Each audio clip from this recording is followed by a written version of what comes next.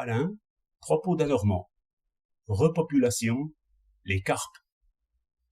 Lorsqu'une plante pousse des feuilles et des tiges, mais ne veut pas fleurir, assez contente, sans doute, de vivre en elle-même, les jardiniers savent bien la forcer.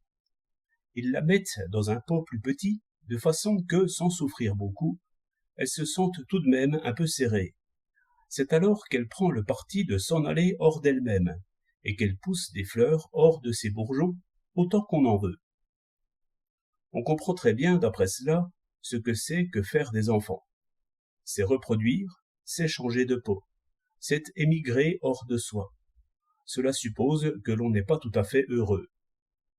La même chose se remarque chez les animaux, car, quoiqu'ils aient des pattes, des ailes ou des nageoires pour s'en aller, néanmoins ils peuvent se sentir tout de même serrés dans leur peau.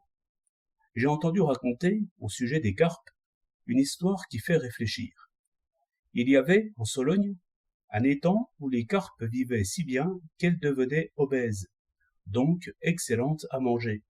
Seulement, elles ne se reproduisaient point. Comme la plante dont je parlais, elles ne poussaient point de fleurs hors d'elles, parce qu'elles étaient tout à fait à l'aise. Que firent les éleveurs de carpes? Ils transplantèrent quelques-unes d'entre elles dans un pot plus petit, c'est-à-dire dans un étang de misère, comme on appelle là-bas les étangs où le poisson reste maigre.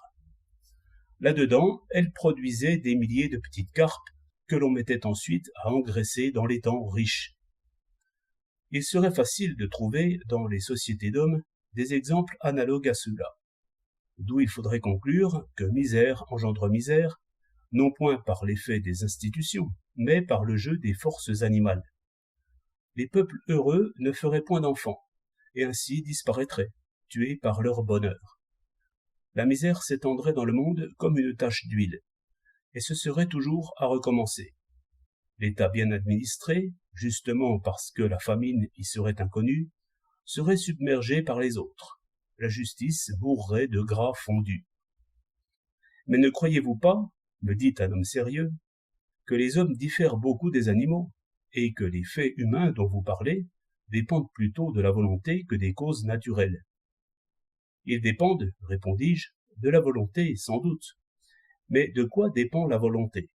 Si les carpes grasses pouvaient parler, elles diraient sans doute qu'elles limitent volontairement les naissances, afin d'échapper à la misère. Les mêmes causes qui nous font agir nous font aussi vouloir. 13 mai 1908.